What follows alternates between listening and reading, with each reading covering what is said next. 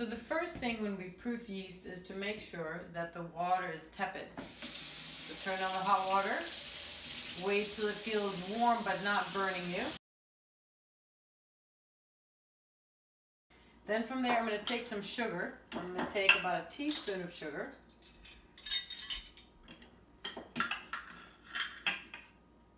Maybe a little bit more.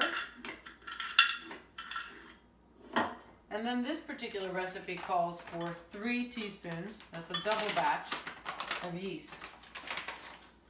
So here's 1 and 2 and 3, and then a little more because one was short.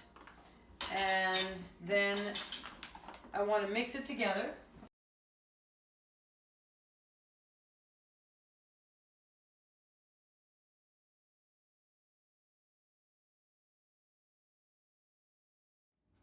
Alright, so this looks like the foam on top of a latte, and we know it's working, so not wasting any flour. We're going to go.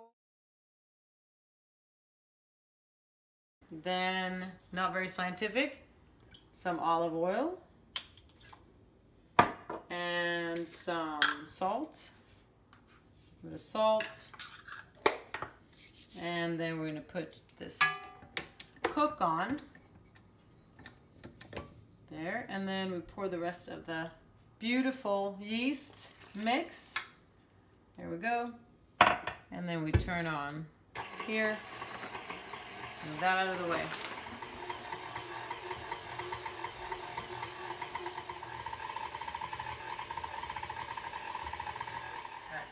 So once it's been going for maybe 5 or 10 minutes, you want it to be sticky.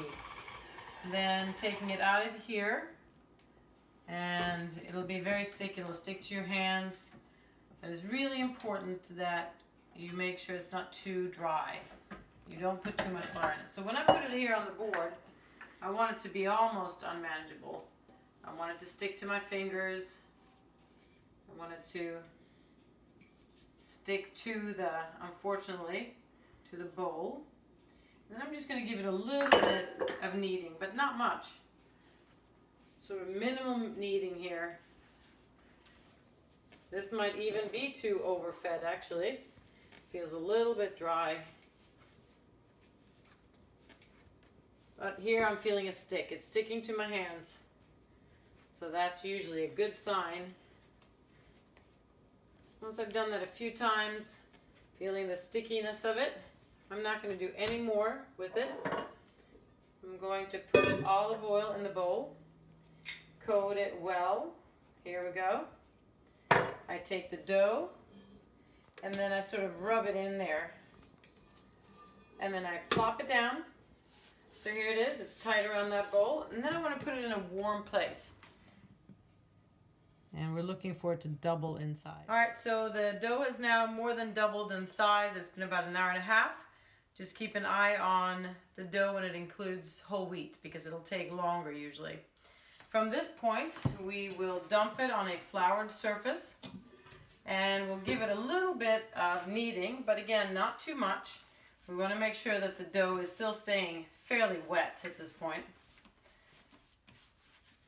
And once you feel like it's wet, but it's workable. It's not sticking to my hands anymore like it was.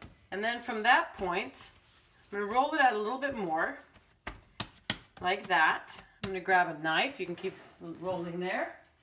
And I'm going to split it into 4 parts. So this is a double batch. I go back to making a ball shape. Now I want to rest it until it's significantly bigger, but maybe not twice. So that could be a half hour, could be 45 minutes. I'm going to cover it with a clean towel. And then just let it sit. Right, so let's look at how these doughs did. Fantastic. Look how much they puffed. They probably almost doubled in size. It's been about an hour.